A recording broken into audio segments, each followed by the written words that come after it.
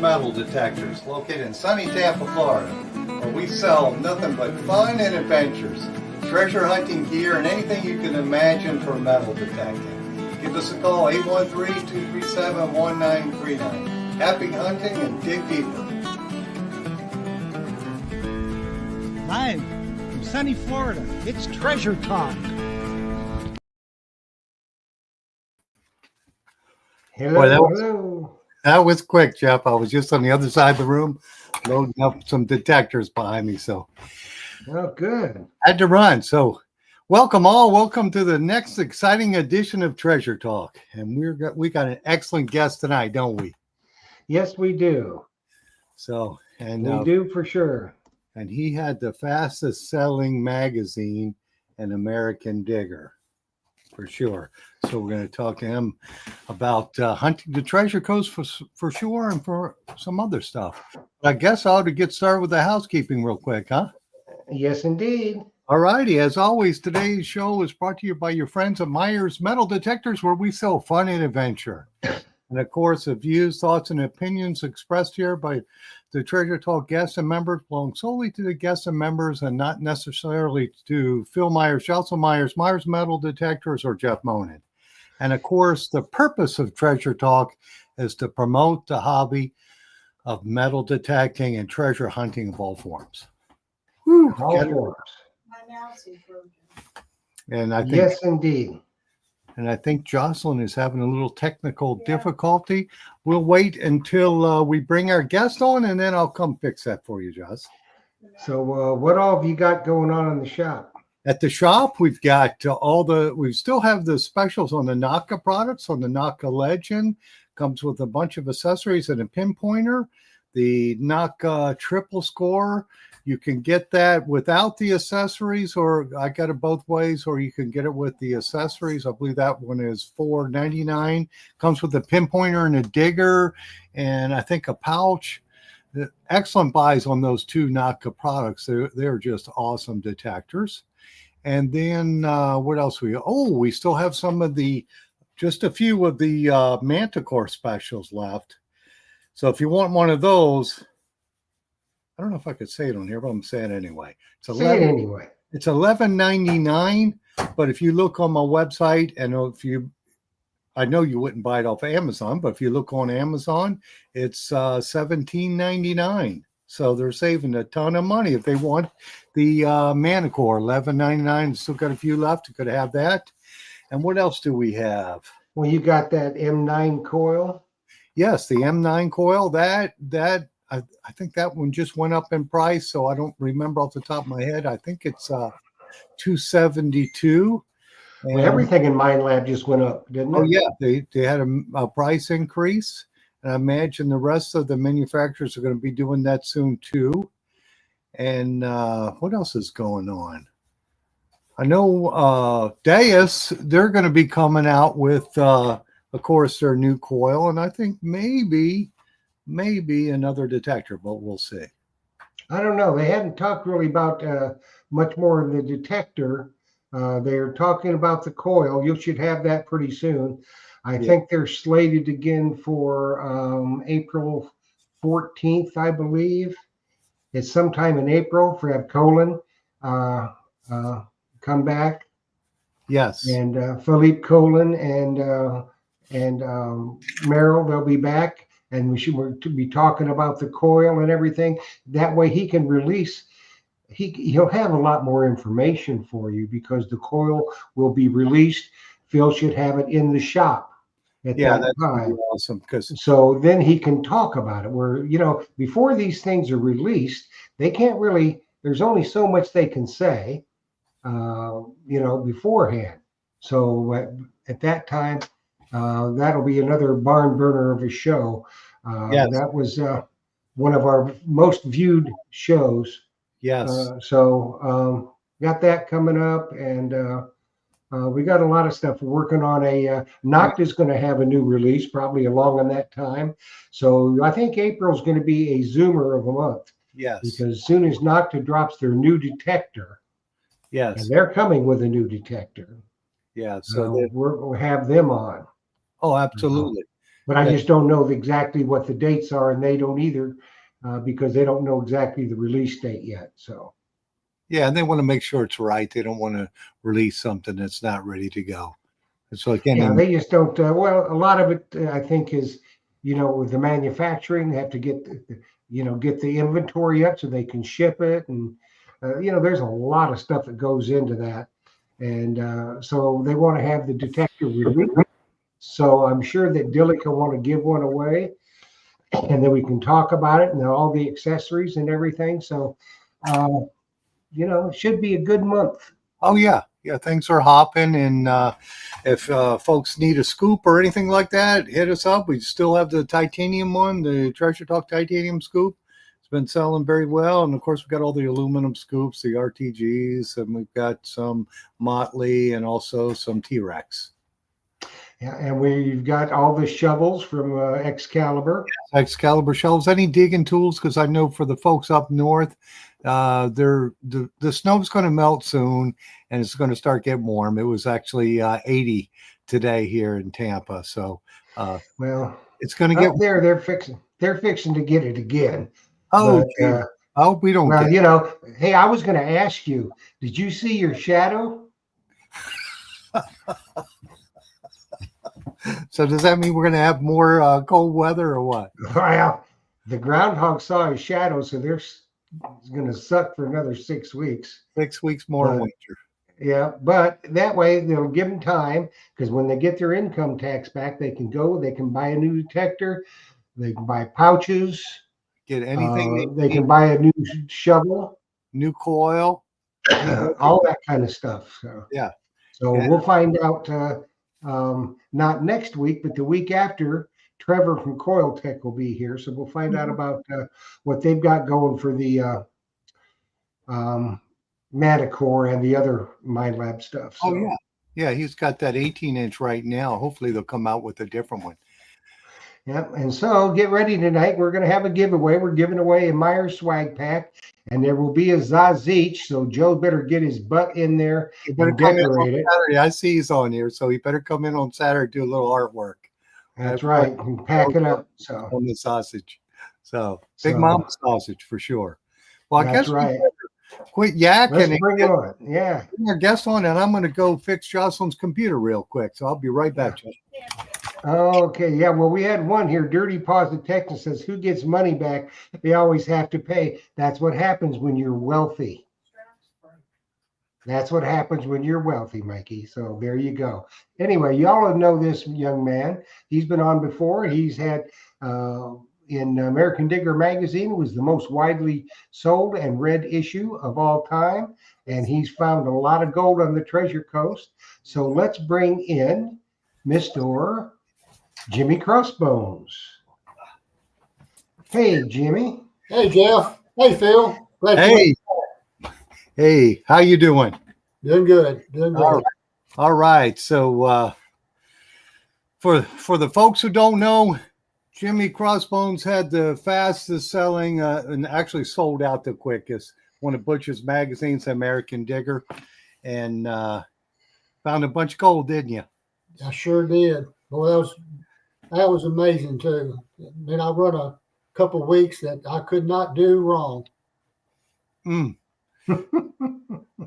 So Well, you're talking about detecting. Now, if we Yeah. want to find out the real skinny, we'll talk to your wife.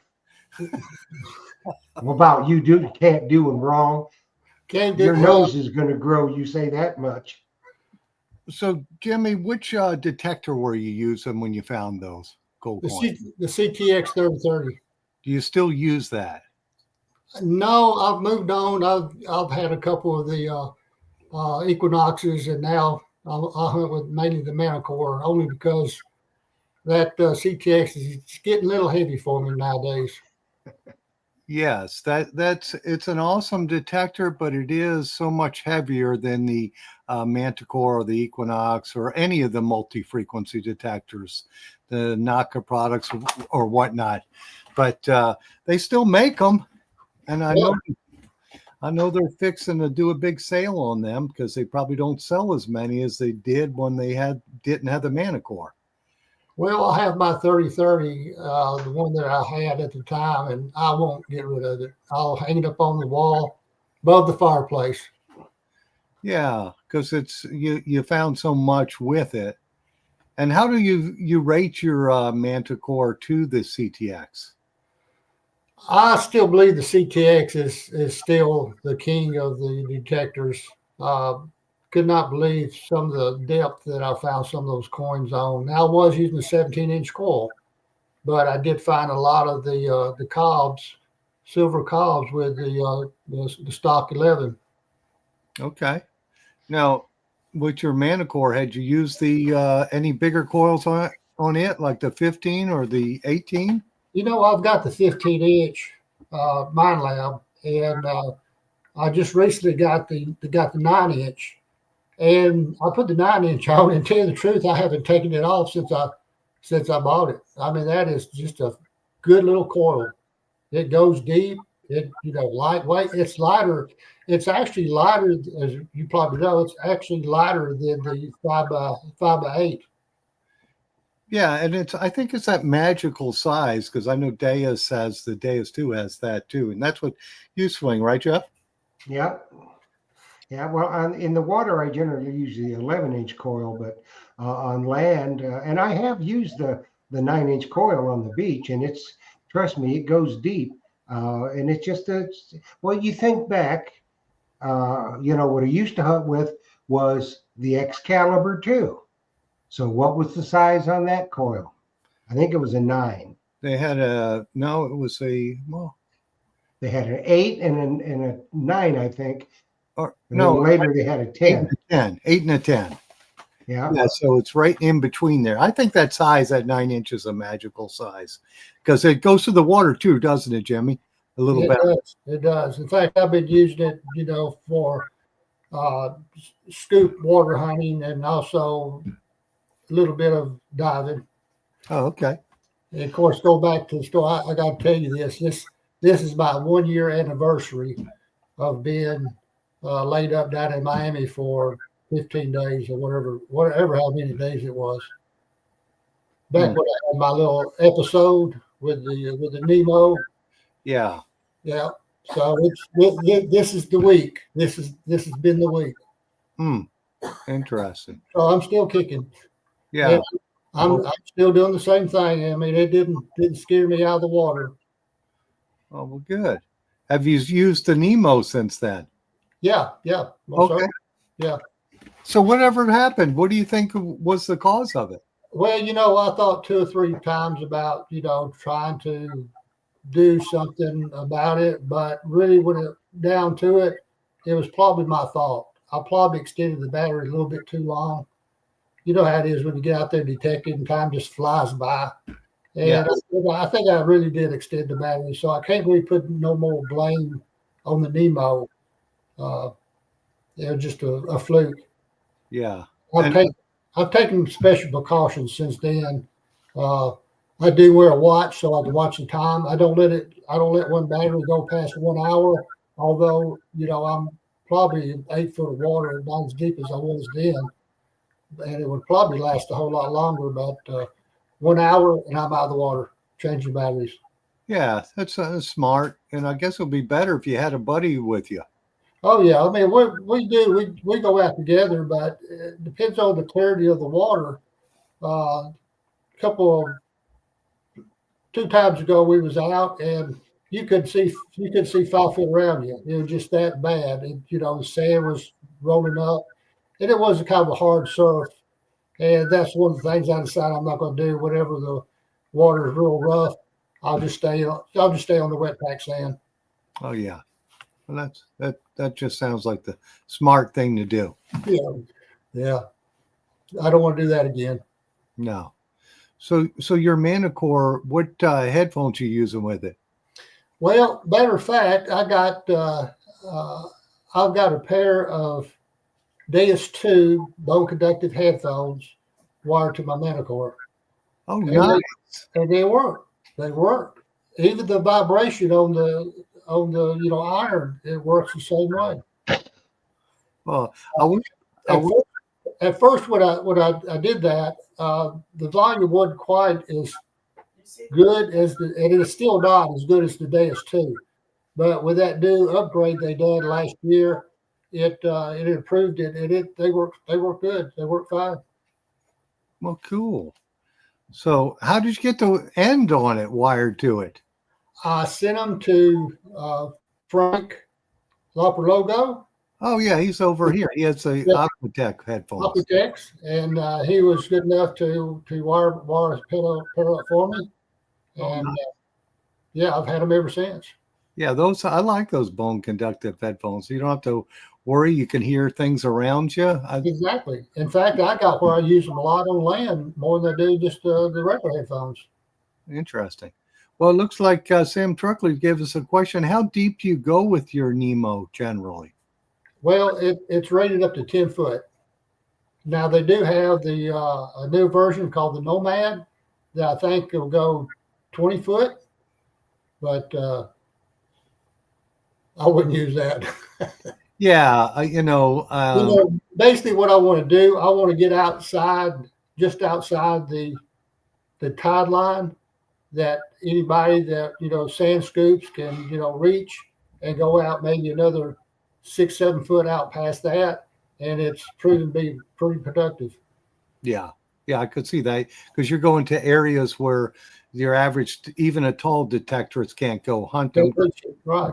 You bounce too much in the water, unless you would wear a weight belt and mask like you're doing, you're not going to be able to do it.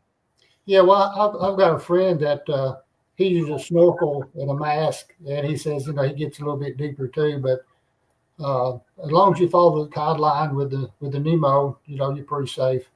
Yeah. You got that one, Jeff? You got it. Okay. How much weight do you use? Dirty Paul's Detecting is asking how much weight do you use on your weight belt? I use about 35 pounds. And that holds you flat to the bottom, doesn't it? That'll hold you flat. You can actually lay on the bottom. Now, if I got a wetsuit, a spring suit on, I add about 5 more pounds to it. Okay. That keeps you down. Yeah. And, this time of the year up here around, the Daytona area, you're not going to get in the water like that. So we spend a lot of time. We covered the whole state. There's 4 of us that hunts, and we've called ourselves the Dream Team. And we got kind of a ring competition that, we do. We start at the first of the year, and anytime we find a ring, we add them to our name and everything at the end of the year. We'll do a little something for the top winner. Now, last year, I think we ended up with 598 rings, 598. And this past year in 24, we ended up with 614. Jeez. That's hard. I know that's hard to believe, but, we covered some ground. I just got back yesterday from South Miami, and we hunted down there. And, we'll cover the East Coast as much as we can. We covered the West Coast, Key West, all the way up to Jacksonville. We're out every weekend and sometimes 2 times a week. Interesting. Well, it looks like Ricky T's asking at the depth. That's an interesting question. Do you dig or you fan? How are you getting your targets when you're using your Nemo? Well, of course, the Nemo is perfect because you can elevate that all the way down to almost, coil right in front of you and just swing it back and forth. And as soon as you hit a target, the first thing I do is wobble pinpoint it. And then I take my carrot and stick it right in that one hole or that one spot where I think it is. Now, most of these targets are no more than 6 inches. And you stick a pinpointer in sand like that, it'll go 6 inches, no problem. And then you get to vibrate. I take my hand and scoop it out and, check my hand every time I pull the pinpointer up to me. And usually it's not that difficult to, pinpoint like that. So it works. It works real great. Sometimes you get a deeper target and you dig and dig and dig. And sometimes I'll fan it because if I think it's, real shallow, I'll fan it out. There's nothing like seeing that gold ring come up out of that fan. Yeah, that's interesting that you're using your pinpointer to do that because I always tell people I never use a pinpointer on the beach. I'm using my long handle scoop, but imagine if you're using an emo, you're laying on the bottom. Yeah, that would recover your target really fast. Yeah, it really does.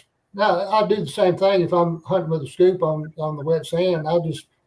Yeah, it's so much easier to hunt like that on the dry sand with a scoop because I'll pop the plug and throw it out and rake it along with my foot and then get the direction and scoop it up with this scoop. Now I don't even have to bend down. I'll raise the scoop all the way up, the handle and pick it out of the basket like that. Mm-hmm. And I guess Sam's asking, are you using the pulse induction pinpointer? But you're not. You're using the Garrett. Using the Garrett. Do you have any trouble with the salt water? No, not a bit. No, well, I say that whenever you turn it on, it seems like I have to point it up, to turn it on. And once it beeps, then I go down to the target and have pretty good results with it.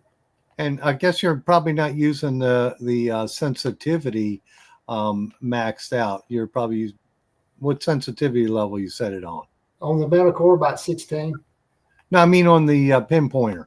On the pinpointer, yeah, I go maximum on the pinpointer.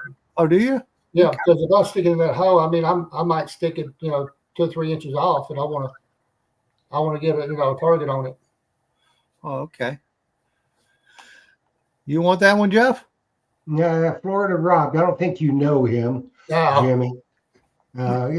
Or you may know him, but don't claim to know him. But whatever, we get that idea. He wants to know, how did you come up with the name Jimmy Crossbones? Actually, that started probably 14 years ago. I was digging with a real close friend, and you may have heard of him, Treasure Jack, there in Orlando. And we was hunting yards and whatever we could stick our detector down on. And I don't know, I just come up with, thinking about the idea of doing a YouTube channel. And, that's the first thing popped in my mind. And, it stuck with me for all these years. And a good time to plug my YouTube channel. Of course, it's Jimmy Crossbones. I think I've got over 400 videos on there. And just so happens, I'm right at 4,996 subscribers. And I'm hoping tonight some of the viewers would like to tune into my channel and subscribe to me so I can knock over that 4,000 subscribers by the end of tonight.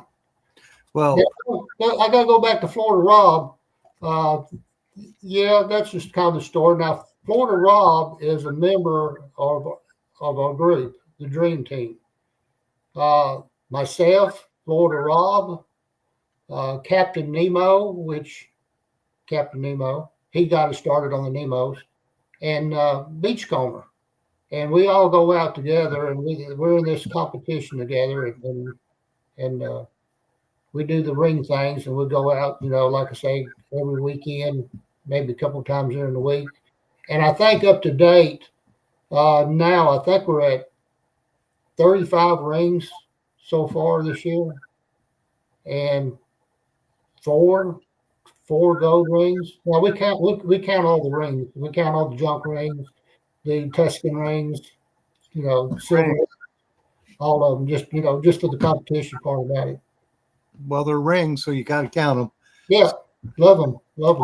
Back to your YouTube channel. You have videos of you digging some of these?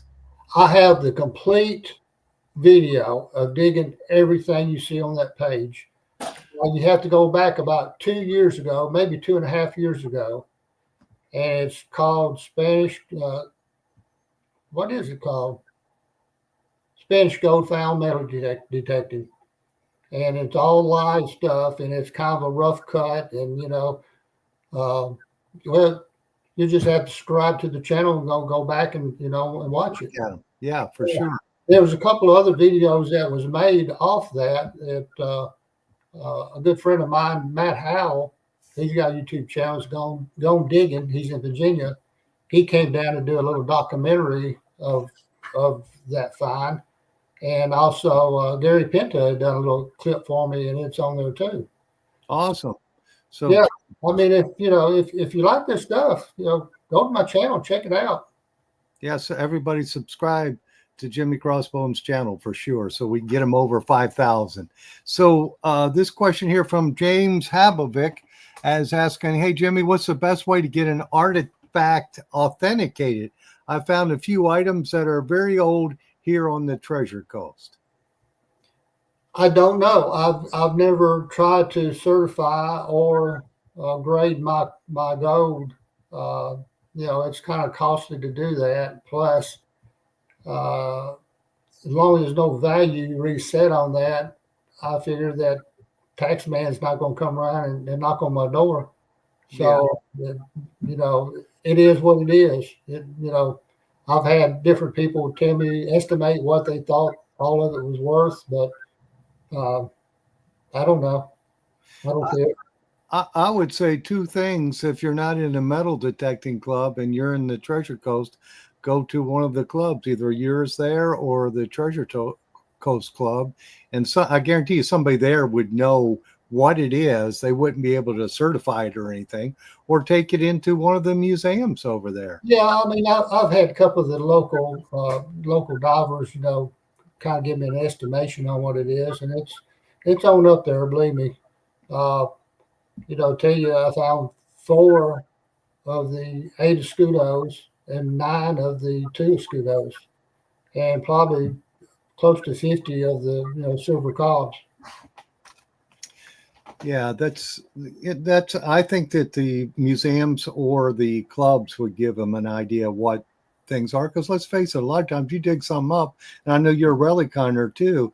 You dig up objects that you don't know what they are, and somebody will know what it is for sure. Or send it into Butch at American Digger magazine. That's a way to get stuff identified. Now they're not going to certify it, but they'll at least tell you the time period and what it is.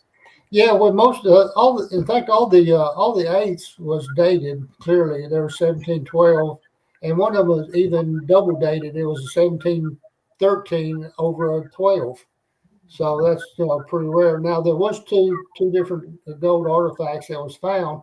I found one little gold posy ring, and finding out the reason for that is a lot of times they would call that contraband, where they would melt stuff down and make different artifacts out of it, where they would not have to give it to the king, I guess. Anyway, that's the way I understand it. Anyway, I had that little posy ring, and then another piece that really don't know what it is, but everybody that's really seen it think it could be a piece off either a dagger or sword, a pommel on the end of the sword handle. And I'm not sure if that's in the magazine or not. It could be, but it's an odd looking piece. It almost looked like a ring, but you can tell by looking at it, it's definitely not a ring. It's too big and just don't even look right. Yeah. So we got a question there from Gene Shops. I enjoy watching your videos. Don't know if I'll detect like y'all in the gator conditions. I've seen you guys, you and the Nightmare on Elm Street, Florida Rob, out there pushing lily pads around with gators floating around. Yeah, there's been a couple of different episodes where we keep an eye on them. But in some of these areas, they have humans around quite a bit, and they know to stay away. But still, whenever they come up, you keep your eye on them.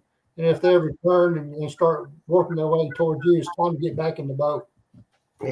Yeah. They just may want to tenderize you a touch. Yeah. Talking about Florida Rob, we had an episode one time. It was a couple of years ago. We was shark tooth hunting on the Peace River, and we was in a canoe, and we was coming back from the day, and I just happened to look over on my right side, and I said, "Rob, look, there's a gator." And there's about a 14-foot gator laying up on the bank right there.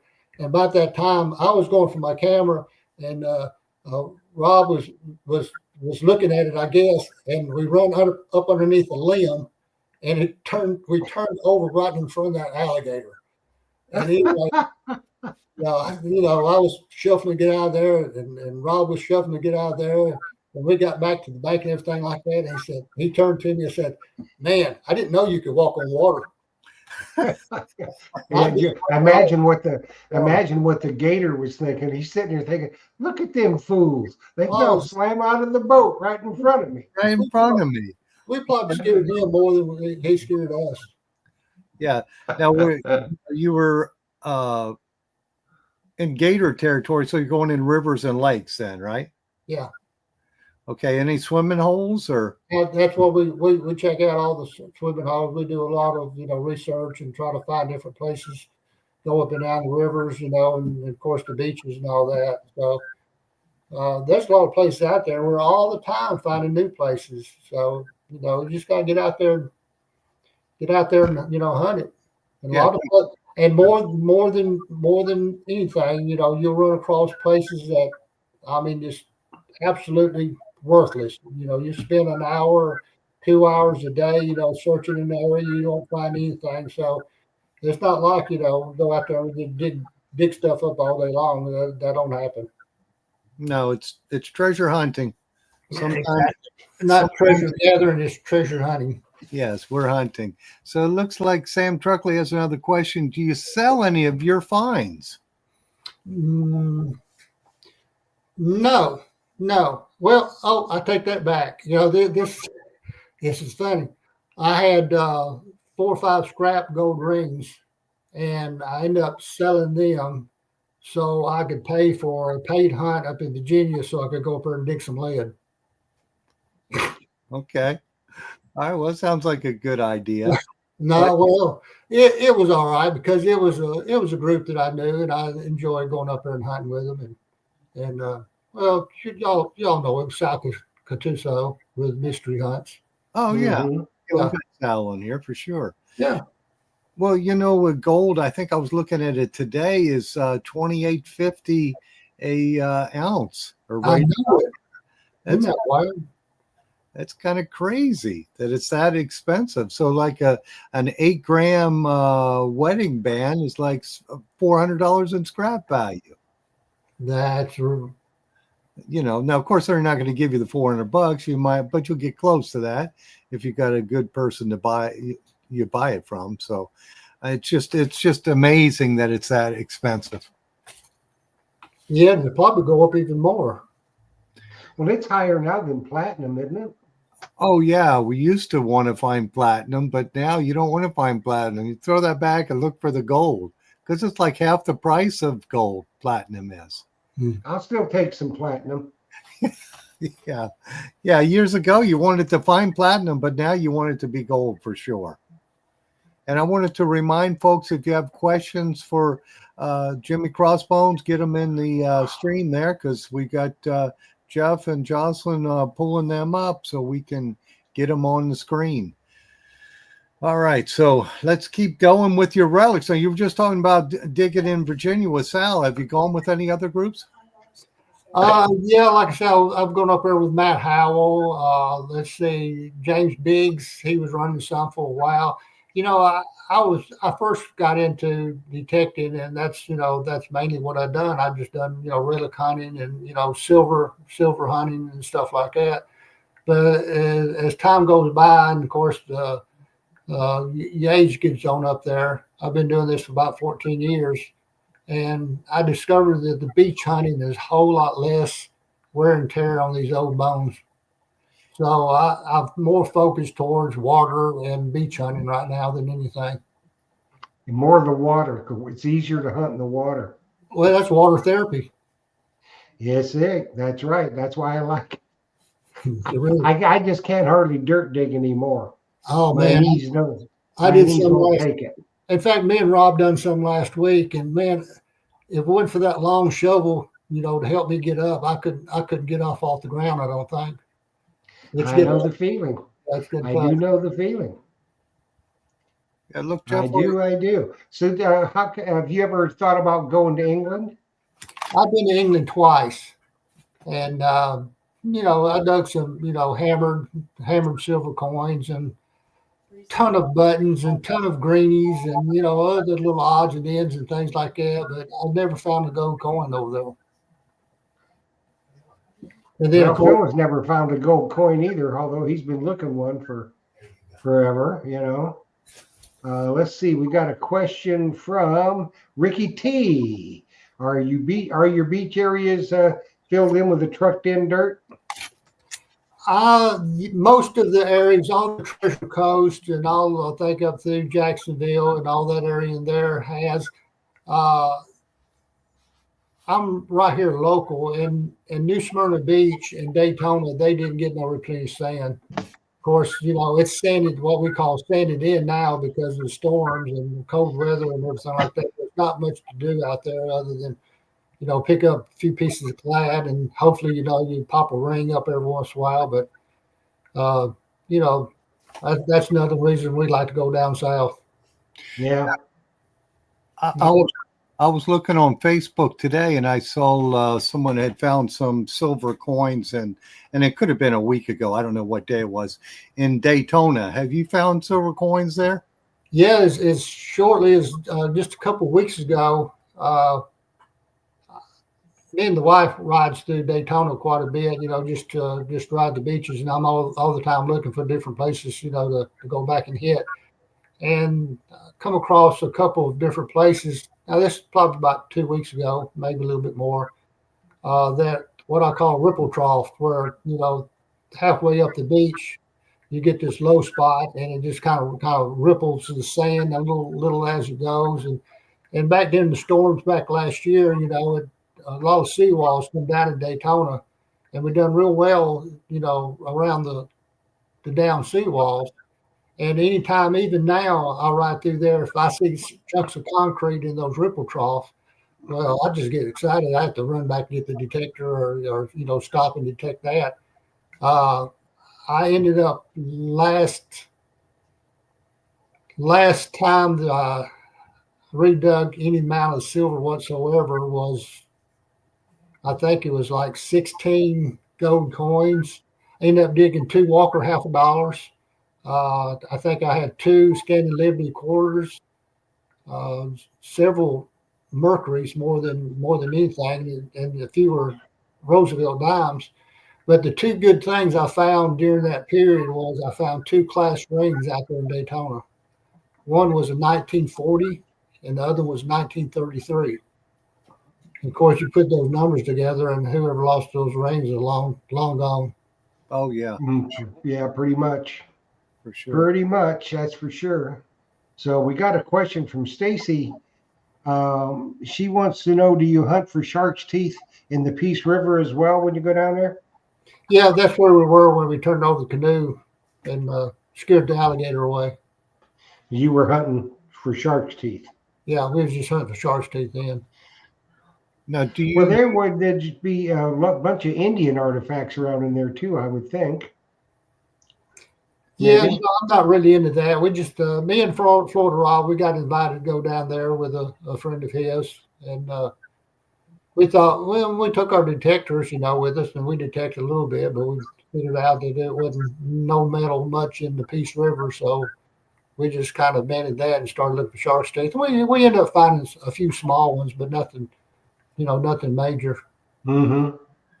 Yeah. Now, what type of equipment are you using? Sifters or you scoops, or what are you using? Well, we took our scoops because we was metal detecting out there, but we did have little sifters that we got a shovel full out of the scoop and poured in the sifters and sifted it out that way. Okay, interesting. Well, it looks like we got another question from James Habovic. Wanted to know if you or any of your friends ever donated any of your beach relics to the museum in Sebastian Inlet. Okay. No, not that many relics, but we have donated a few artifacts.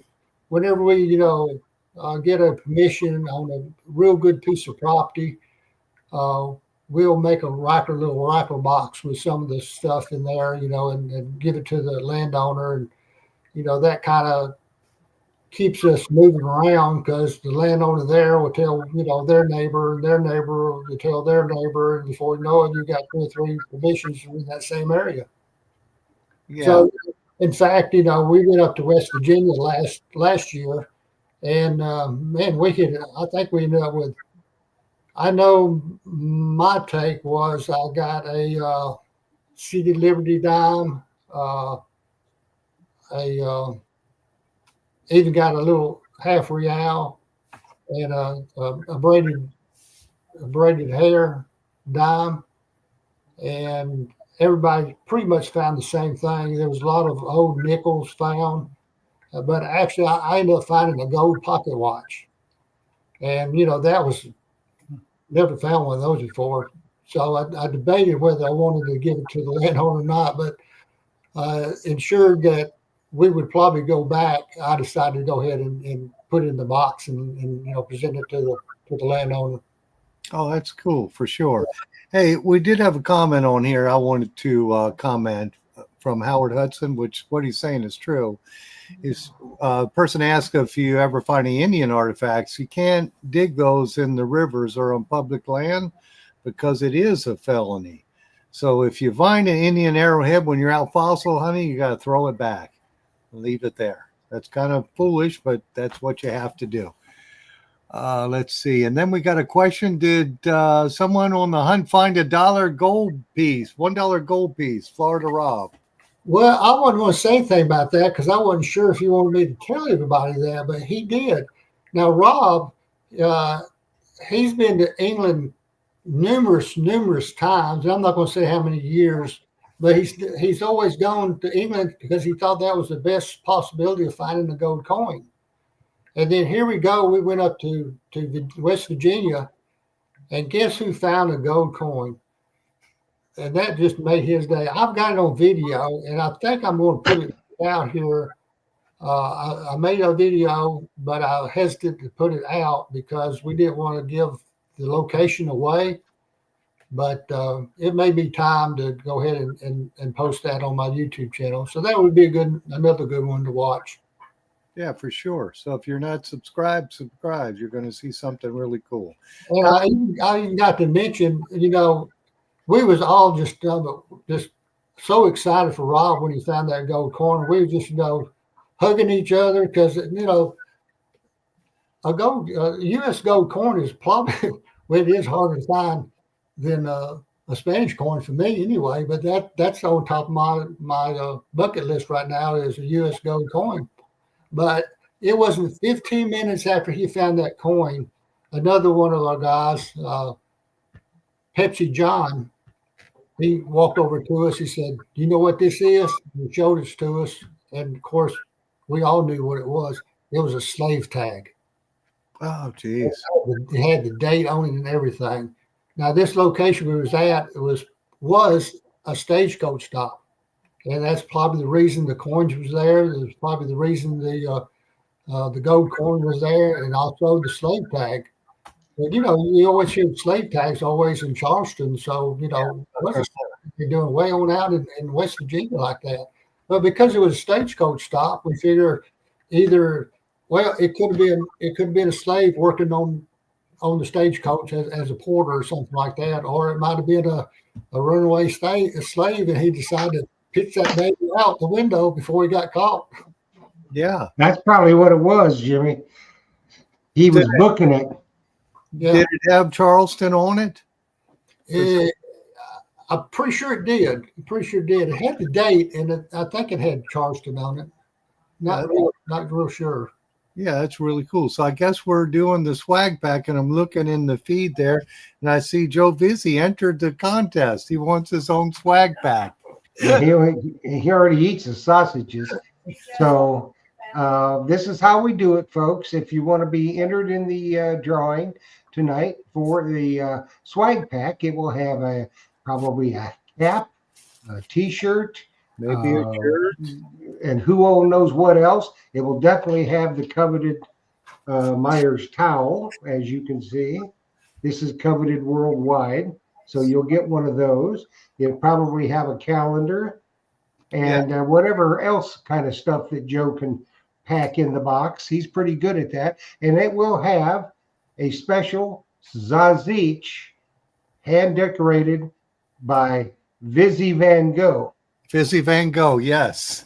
It'll be hand decorated by Vizzy Van Gogh. It'll be one of a kind collector's item.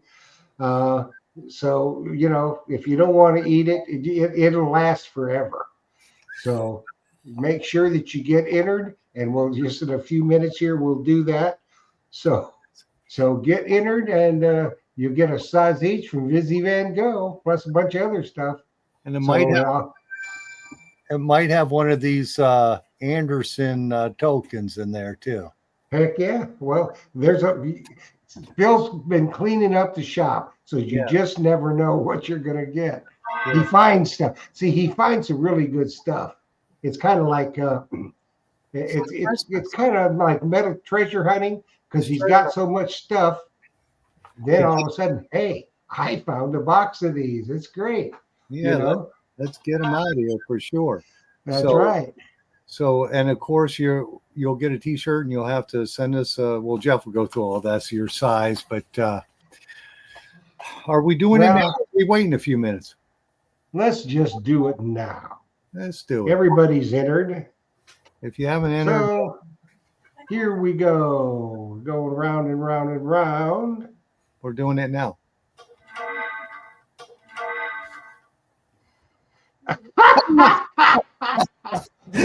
Yeah, That's rigged, Jeff. That is rigged. I know. We got to do it again. Well, no, we'll do two of them. Do another one. Yeah. Oh, Vizzy Van Gogh is the winner. Good Lord. And I saw somebody else called him something else, but it went by so fast. I can never see anything in the stream. Everything goes by too quick for me. Okay, JR 2 Mile Honey Company. Okay, very good. I'm going to pop up the here's what you do. You send your name, address, phone number, and your shirt size to treasuretalkshow@gmail.com. And make sure your name, address, phone number, and your shirt size to treasuretalkshow@gmail.com. We'll get it down to Vizzy Van Gogh. And it's liable to have some grease spots on it, because he'll be eating his size each while he's packing yours. So Yeah, I think you'll get your swag pack. I'll take a picture of him eating his sausage, and I'll put it on Facebook so everybody can see that he is eating it. Yeah. After he does his artwork, for sure. Yes, indeed. Okay. Well, that was easy. Let's go on. Yes, that was That was too funny. I always say I never get in the contest, and he stayed at home and he got in the contest. That's great, Joe. Awesome job. Congratulations. And congratulations to, what was the other name? The Busy Bee Company? JR 2 Mule Honey Company, I think. 2 Mule Honey Company. Interesting. All right, Jimmy. So you got some plans for the rest of the year? We're in February now, so We're going to continue on our ring challenge, and every like I say, every weekend this time of year we usually head down south to South Miami, or further south if need be, and try to hunt out some more places and see if we can pop up some more rings. When were you there in South Miami last? 2 days ago. Okay. What was the water temperature? It was 73 degrees. 73 degrees. Now, It was a little cool. Half a wetsuit, spring suit, or something like that is pretty comfortable. a lot of people swimming in the water. You'd be surprised. There was. Yeah, it's always the tourists. They go right in the water in their bathing suits, and it's too cold for us, I think, anyway.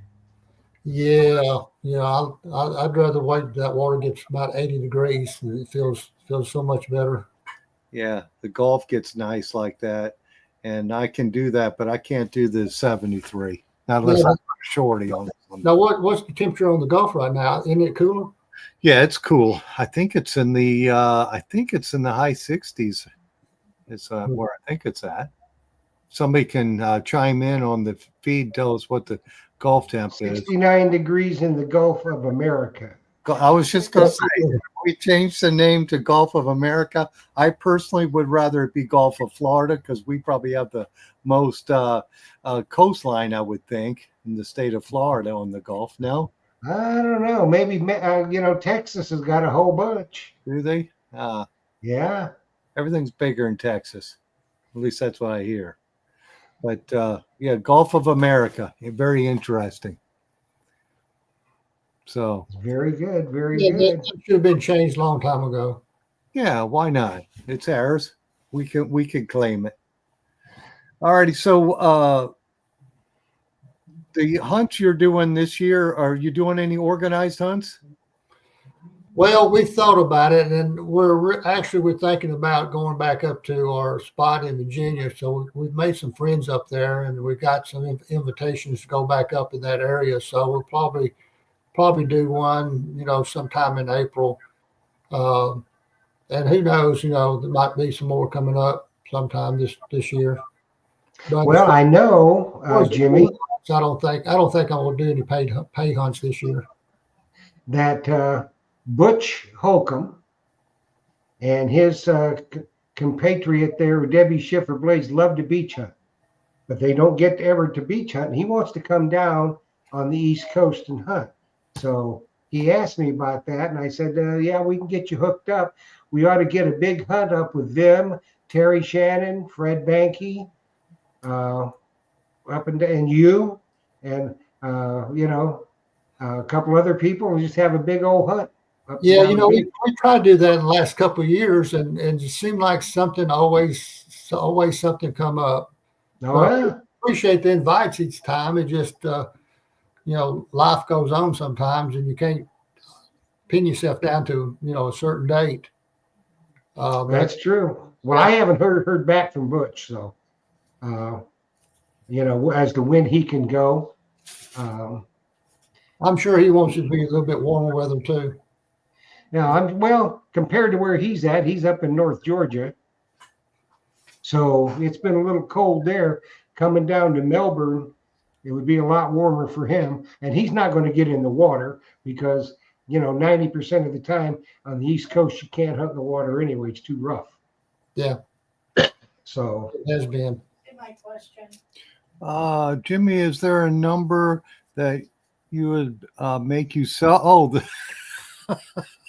is there a number that would make you sell the Spanish beach cash? Yes or no? Maybe for retirement or something like that?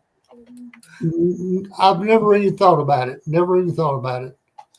But I saw those coins. That has to be a big number for what's in that magazine. I thought that was really cool. Now, did you find every one of those, or will one of your other friends find any with you?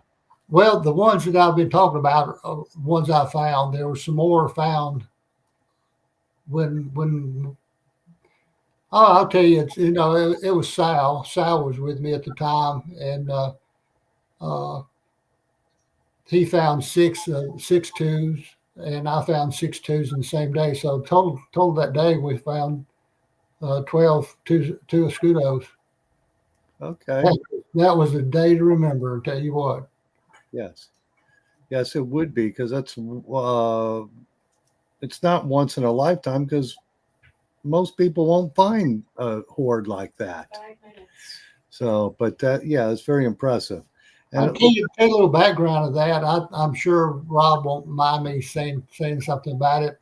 Rob was hunting with me during that time, and we was hunting on the stretch of beach, and he was feeling kind of weird, so we kind of slowed down. And make a long story short, he had a massive heart attack on the beach, and had to get him off the beach, and that ended up that day. But because of that, he wasn't able to go back. And a few days later, when I went back, I ended up taking the wife with me, and I set her up on the beach, to just soak up some sun. And I moved on down the beach a couple hundred yards, and that's when I started popping up the silver cobs. So I went down there and got her and handed her the camera, and she actually took some of some of the video that's on the YouTube channel. Interesting. And after that, I continued. I took her home. I talked to Sal and told him what had happened. So we went back out there that night and found a few more silver cobs, and he had an organized hunt already scheduled, so he couldn't go back. And I ended up calling him while he was in Texas and told him hey, I found some eights. He said, eights? What eights? They said, 8 scudos. He dropped the phone, I believe. He couldn't believe it. Yeah, I would have been the same too. Yeah, before he got back, I pretty well cleaned up the beach. And one of the things I always have to mention, I found 2 of the 8s in one day, and the very next day was going to be my birthday. And I'd planned on getting up that morning and finding a gold coin on my birthday. And I got a call that night that my mother just passed away, so I had to, shut everything down, go back up to Tennessee. And by the time I got back, it was pretty well over with. It done got sent back over again. So that anniversary is coming up this Wednesday. I'll be turning 70 years old. I can't believe that. Yeah. Well, you never know, Jimmy, that it'll come around again. Yeah, it could open up again. Remember that site for sure. Believe me, I keep my eyes on it. Yes. Hey, I did want to comment that JR 2 Mile Honey Company said, I'm heading to Tavernier at the end of the month and can't wait to use the coveted towel. That's right. Yes, we'll put that in the mail on Saturday, so hopefully you'll get it in time. For sure. He should. Yes, he should. So Vizzy Van Gogh he's usually pretty good about getting stuff packed up and in the mail. Yes, as long as he's not his other job sometimes on Saturdays that takes him away on the weekends is doing wine tasting. He sells that Italian wine, so he has to do these tastings. So hopefully he'll be here this Saturday to kick it out quicker.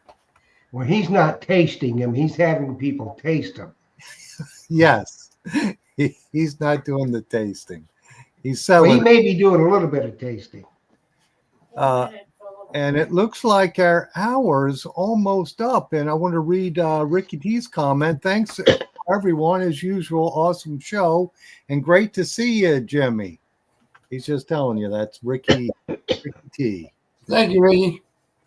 So I guess we're almost done. So I'm going to say thank you, Jeff. Thank you, Jimmy. Thank you, Jocelyn. Thank you to our many members on here on Treasure Talk and on Facebook. And be sure to subscribe to Jimmy Crossbones' channel on YouTube for sure. Because you'll see. Yes, indeed. You'll be glad that you did. Looking at the channel, I've got 3,999. Need one more, so get on there and subscribe. One more, he'll do it. And I then need He'll do it. a lot more than that. Just let's see how high we can get it up tonight. There you go. That's right. That's right. You never know. Well, Jimmy, thanks for joining us. We had kind of a little trial and error session there, trying to get things going with the, especially after you changed internet providers, and they trick you. Yeah. It's that's not fun. But we got you on, and it looks good. And everybody enjoyed the show. We want to thank you for taking time out of your busy schedule to come and join us. And we want to thank your wife for, just taking care of you. That's a good thing. So we want to thank everybody. Next week, we will have a young man that has written a very good book about the 1715 experience. So join us next week, and that'll be a very, very interesting show. And so we will catch you all next week, same time and same channel. Philip, you and Jocelyn, behave yourselves. We will. Try. And try. I'm not going to make that kind of a promise. All righty, my friend. Have a So, good day. Thank you. Thanks, everybody. Happy hunting and dig deeper. And remember, if Phil doesn't have it in stock, you don't need it. You don't need it. For We'll sure. see you later. Thanks for watching.